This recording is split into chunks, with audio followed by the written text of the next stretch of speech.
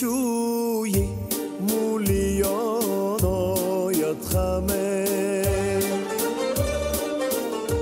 یادی یاره بگو زینام من ای دل با پنج رود درود بگو با عالمی شعر خوش و سرود درود بر روح زنده سلطان شاعران عجم به اهل فضل و معانی به حدود درود با آستان بزرگ زیاستانه من به ملک سبز نو چنگ و ساز و عود درود بر رودبار اوریجش سلام من برسان به بلبلان بلند مکان جود درود بگو به شاعر بیناترین هر دو جهان ز یک مسافر دنیای شعر رود درود بگو که تیغ رقیبت شکست آخر کار بگو که مهر تو با خلق باد و بود درود به شانه های بزرگش به مهر تکیه بکن به پیکر خوش آن فرد خوشنمود درود بله به ملک عزیزی که رودکی آنجاست بگو زینام من ای دل پس از سجود درود به پای پیر خردور نماز شکر گزار به ذات پاک و کبیرش بگو درود درود محزن معنی است دنیای کلام رودکی 22 سپتامبر روز رودکی روز سخن و شعر و ناب روز گرامی داشت فرهنگ سازنده و روز احیای کلام عجم و این همه به شرافت شخصیت و آثار به همتای اوست که کمتر از 1160 سال قبل در قلمرو تاجیکان دیده باز نمود و هنوز در طفولیت نشانه های بزرگی از خویش ظاهر کرده بود.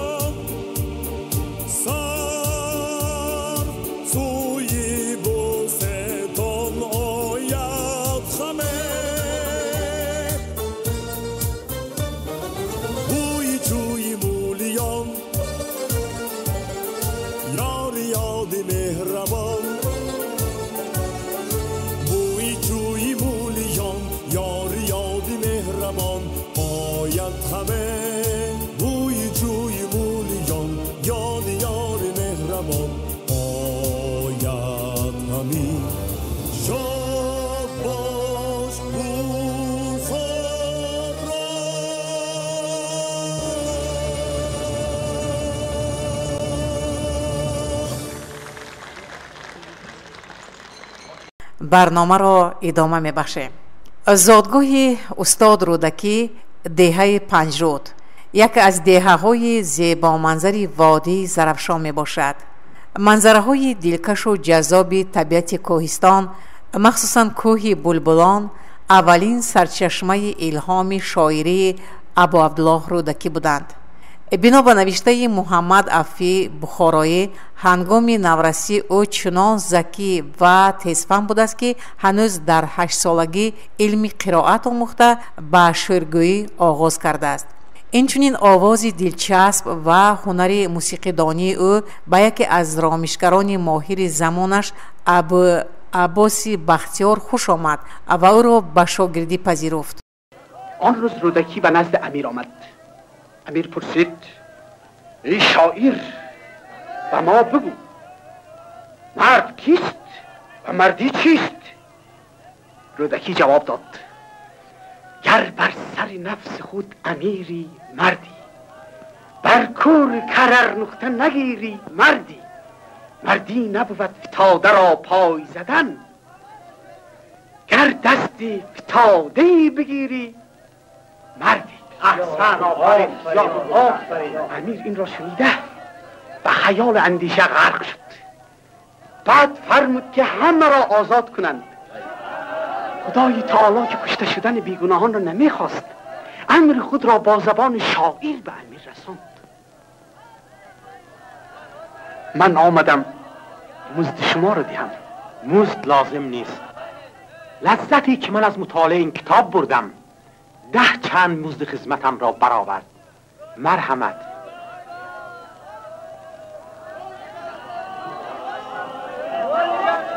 مرحمت. اگر من اول به شما برای در کاستن دفتر را میدونستم، عفو کنید. احترام این کس را بجا آورید. این کس به زبان ما اولین دیوان اشعار، دیوان رودکی را ترتیب داده تا بد کرده است. آفرین.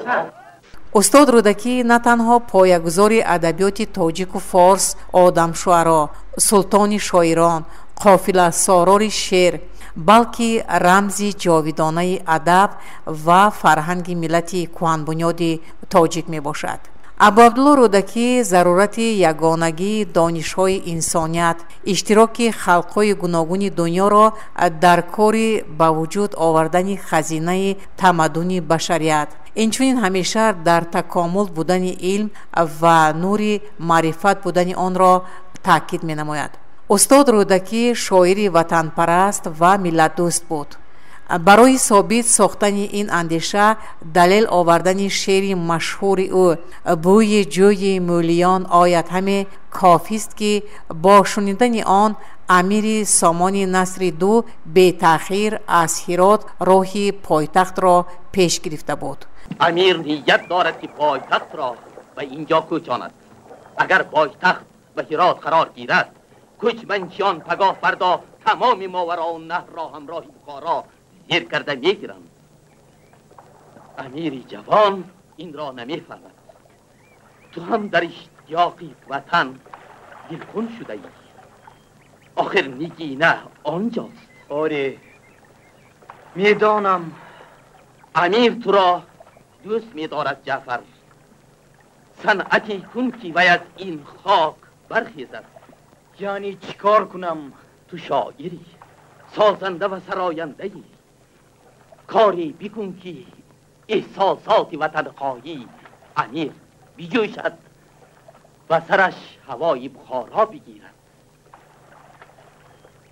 ای واه، هر آبی روان، هر بوستانی که ببینم، از وی بوی جوی مولیان بخارا به دماغم میزند. جوی مولیان؟ بوی جوی مولیان آید همی، یاد یاری مهربان آید همی. بوی جوی مولیان آید همی، یاد یاری مهربان آید همی. نجام باد راستی های او،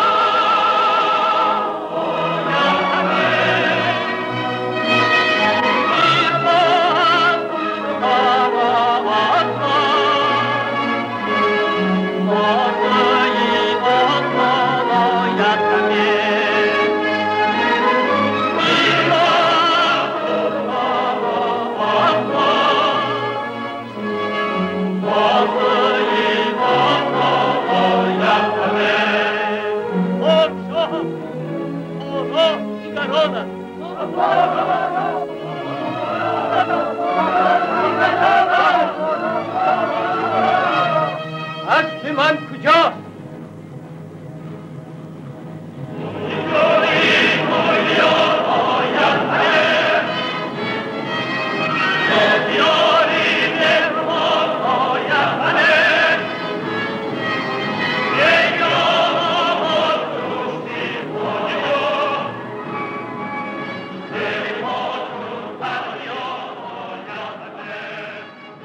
رودکی بزرگوار که فراگیر علم و دانش شرق و غرب و نابغه زمان بود، با فراست ایزدی درک می‌نمود که رسالت ملت ساز و مسئولیت بار تاریخی به دوش او افتاده است. از این رو استعداد خود را همت بلندانه به بنیاد ادبیات محتشم روان ساخت که در گرداب پرپیچ‌تاب تاریخ پایدار و استوار مانده تواند. نام استاد رودکی با روند تحکیم نفوذ دولت سامانیان که یکی از درخشانترین صحیفه های تاریخی دولتداری می باشد پیوند ناگسستنی دارد. خدمت رودکی در انتشار مقام و منزلت سامانیان و مستحکم گردیدن آیین‌های دولتداری آنها و برعکس دستگیری امیران و وزیران سامانی در پرورش نبوغ شاعری و حکمت و اندیشه استاد رودکی نهایت بزرگ و برجسته می باشد. استاد رودکی با قدرت سخن، حکمت و دانش کامل و مهارت هنری شاعری خود توانست جهان شعر تاجیکی را با اشعار جاودانه خود بیکرانه سازد. اشعار ایجاد کرده رودکی بسیار رنگین بوده. او اهل بشر را به صلح و دوستی، پرستش خرد و دانش، نیکنامی و خیر و سخا و مهمتر از همه به خودآگاهی و خودشناسی و هویت ملی هدایت می نماید. استاد رودکی نخستین شاعر در حقیقت ملی تاجیک بوده. با ایجاد اشعار عالی، تبلیغ ارزش‌های بزرگ اخلاقی و فلسفی و کاربست کلمه و ترکیب‌های ساده و روان تاجیکی، شعر ما را به مسند شاهی برداشت و کاخ پرجلال و بیگزند ادبیات تاجیک و فارس را بنیاد گذاشت. در ایام جوانی این شاعر متفکر خلق تاجیک با کلام حکمتبار خود دل مردم فارسیگو را تسخیر کرده بود که این محبت، صمیمیت گرم در قلب‌های مردم ما و خلق‌های گوناگون عالم تا هنوز پابرجاست. استاد صدرالدین عینی به همین معنی گفته است: شعر رودکی در کمال روانی و دارای فصاحت در بلاغت است که به خواننده به آسانی یک هیجان بدیعی می‌بخشد. همین است درجه بالای شعر رودکی پیوندگر نسل‌های گذشته، امروزه و آینده ملت تاجیک بوده.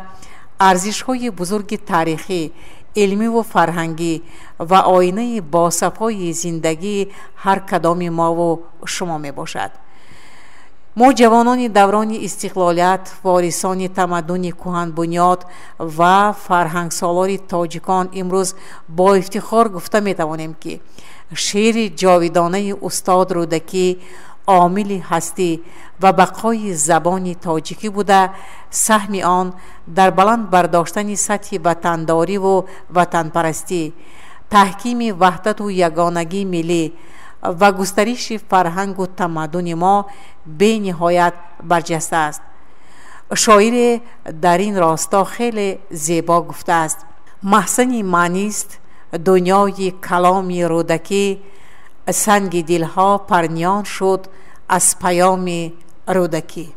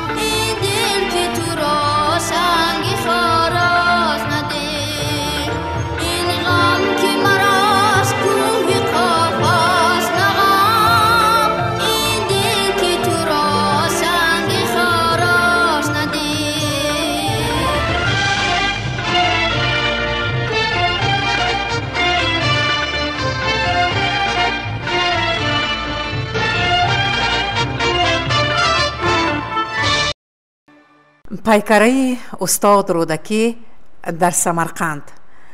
قدم نوبتی در تحکیم دوستی.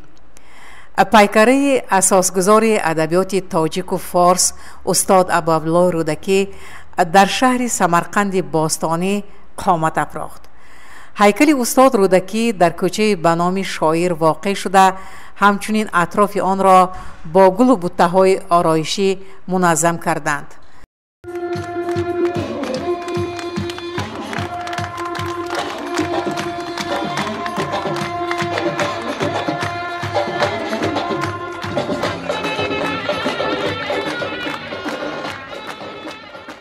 Перед началом работы я изучил историю, образ Рудаки в книгах, в интернете. Больше мне импонировала работа азербайджанского скульптора Фуада Гасаноглы Абдурахманова, выполненная в 1961 году. Он более точно изобразил великого поэта. На основе его памятника создал свою скульптуру.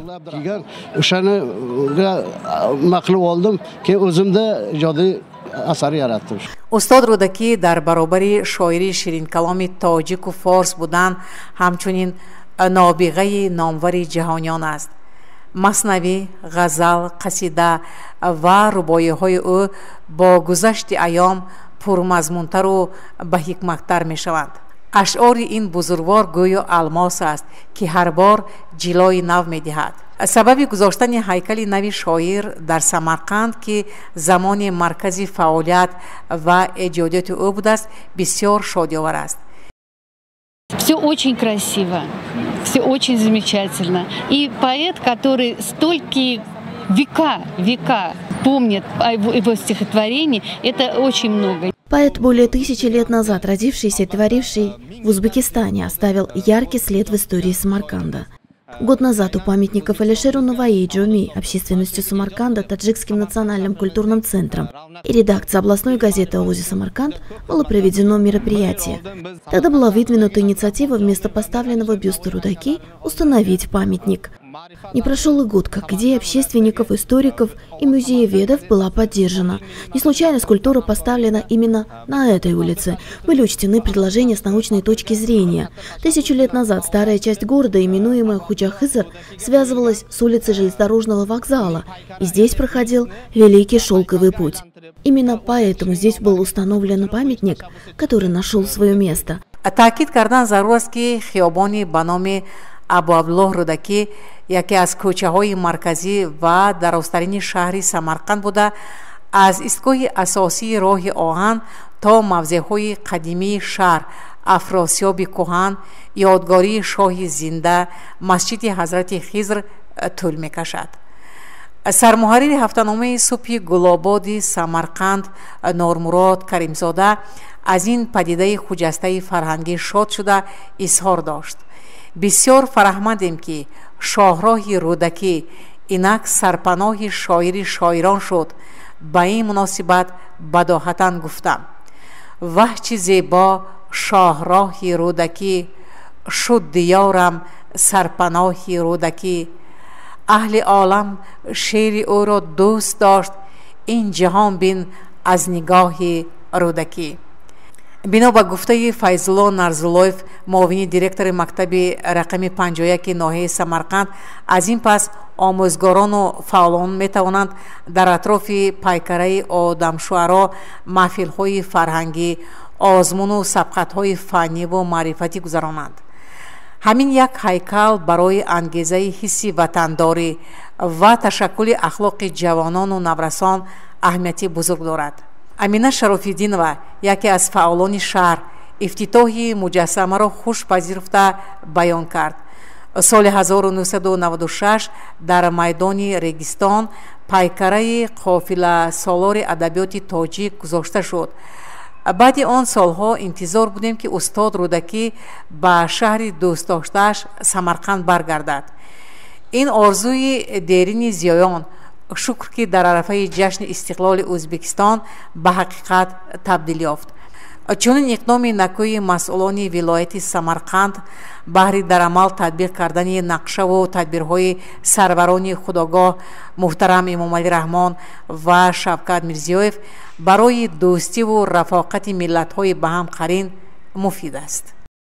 Сегодня осуществилась мечта любителей поэзии Самарканда, я могу сказать, Узбекистана, Таджикистана, потому что, когда говорят об Абдулло Рӯдаки, везде на узбекском, таджикском языках вспоминают его слова: «Нет в мире радости сильнее, чем лицезрение близких и друзей». Вот это слова как бы стало символом, гимном человечества, человечности и тех отношений, которые сближают людей.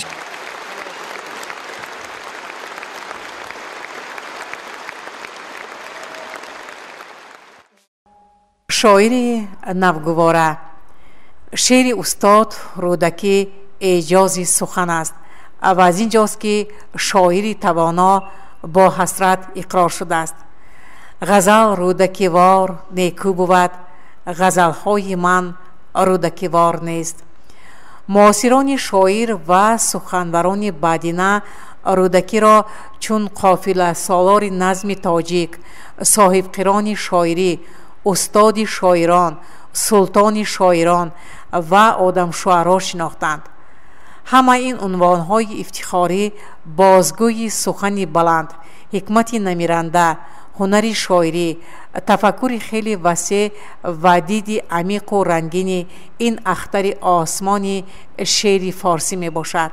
устод Рӯдакӣ аввалин гӯяндаи шеър бо сабки хуросонӣ буда, дар ташаккули ин қолаби мавзун бо эҷоди образҳои тоза, бадиият, содагии тарзи баён ва фасоҳат нақши муассир дорад. бартарии ашъори Рӯдакӣ дар содаву равон ва осону фаҳмо будани маънист ки از مهارت ناتکرار شاعر گواهی می‌دهد. رودکی همگونه موضوعهای پیچ در پیچ را گره‌گشایی و با لفظ زیبای پرآبرنگ پیشنهاد می‌کند. بیتی پرمعنای شاعر دلیل اندیشه بالاست. از شاعرانی نوند منمو نوگواره، یک بیتی پرنیان کنم از سنگ خاره.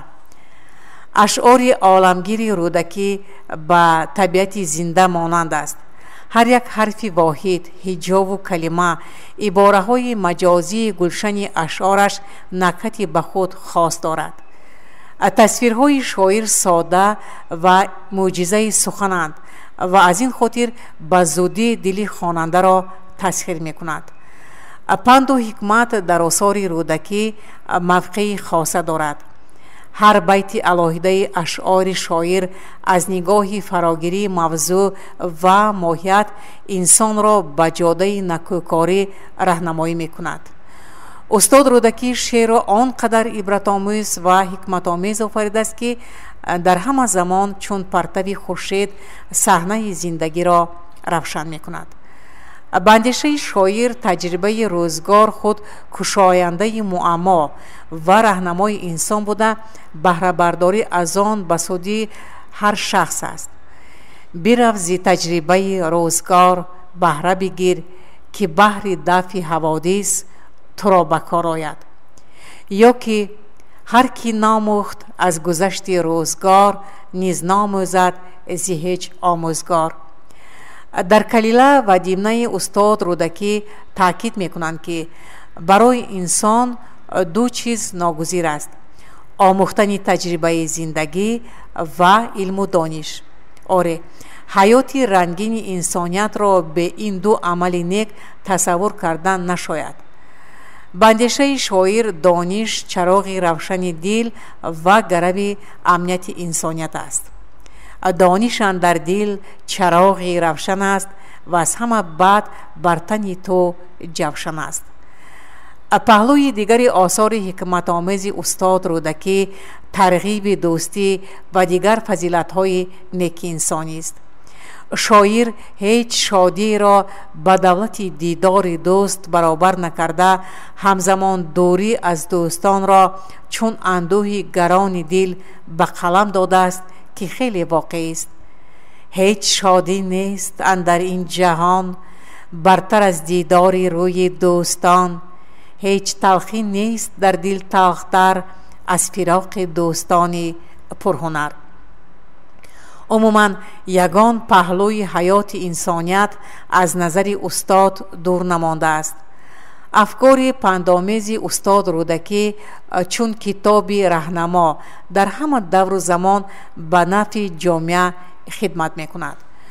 شاعر عصر 11 رشیدی سمرقندی برحق گفته است: گر سری یابد به عالم کس به نیکو شاعری، رودکی را بر سری آن شاعران زیبد سری.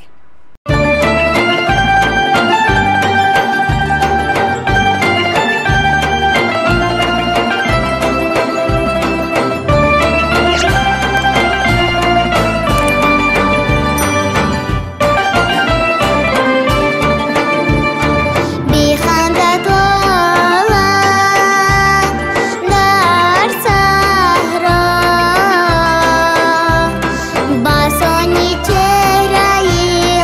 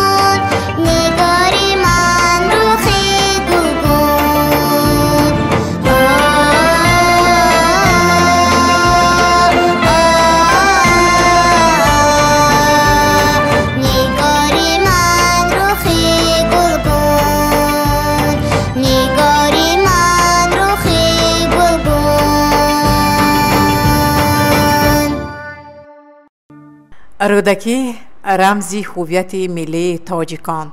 ایجادات گرانبها و عالم شمول ابو عبدالله رودکی گنجینه پرارزش و منبع تربیت و تشکل انسانی کامل بوده، سرچشمه پرقناعت است که در مسیر 100 ساله ها در تربیت معنوی ملت تاجیک نقش پرارزش بازیده است و می‌بازد. امروز در زمان استقلال ملی ما باید به نسل جوان خودآگاه و خویشتن‌شناس فهمانیم که به آثار استاد رودکی بیشتر روی بیارند، ابیات شاعری را از بر نمایند و در تجربه روزگار استفاده برده توانند. حالا ضرورت تحقیق وسیع افکار فلسفی و اجتماعی و اخلاقی ابو عبدالله رودکی، مکتب‌های فلسفی زمان او از نگاه متدولوژی معاصر تحقیق و تحقیق مسائل عمده‌ترین تاریخ به میان آمده است.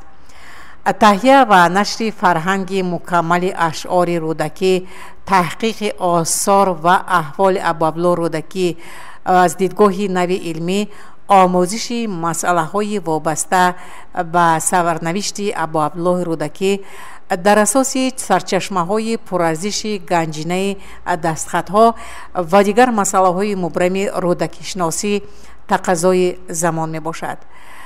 توسط اشعار ابو عبدالله رودکی ما امروز می توانیم در تربیت خویشتن‌شناسی جوانان سهم بیشتری گذاریم.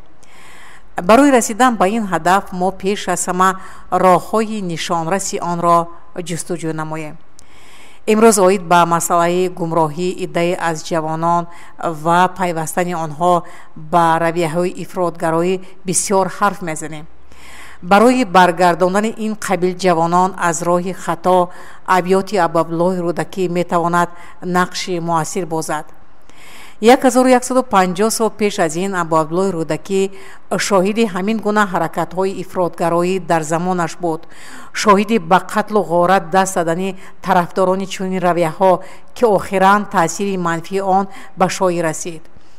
شاعر در شعرش این طایفه مردم را محکوم نموده است: چون تیغ به دست آری مردم نتوان کشت، نزدیک خداوند بدی نیست فراموش.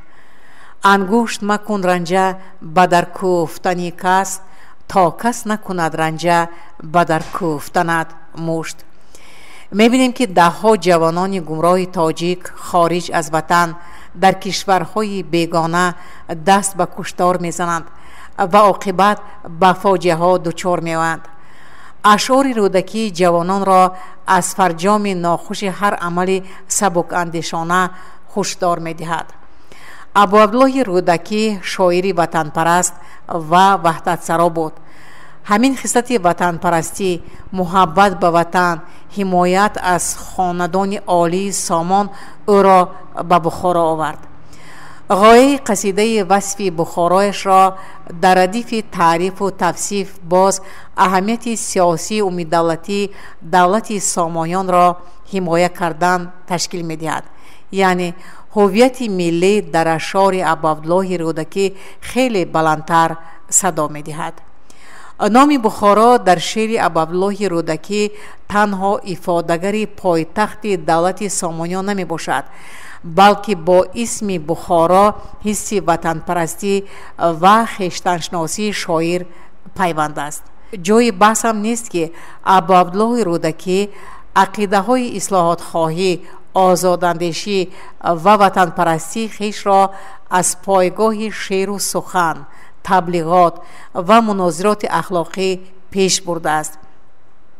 زیرا تعریف و توصیف عقل و دانش، تجربه روزگار و زندگی انسان دوستی، وحدت و یگانگی جنبه‌های اساسی اشعار او را تشکیل می‌دهد که این همه آن انعکاسگر رمز هویت ملی برای هر جوانان خویشتن‌شناس و وطن دوست می باشد.